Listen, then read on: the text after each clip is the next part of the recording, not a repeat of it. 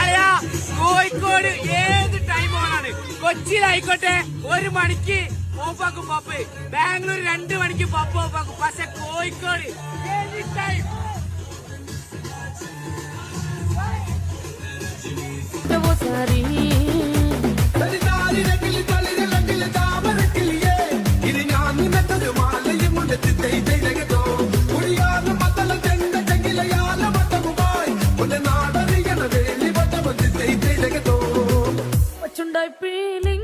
వచ్చుండాయి feelings వచ్చి వచ్చి చెప్పేస్తుండాయి feelings వచ్చుండాయి feelings వచ్చుండాయి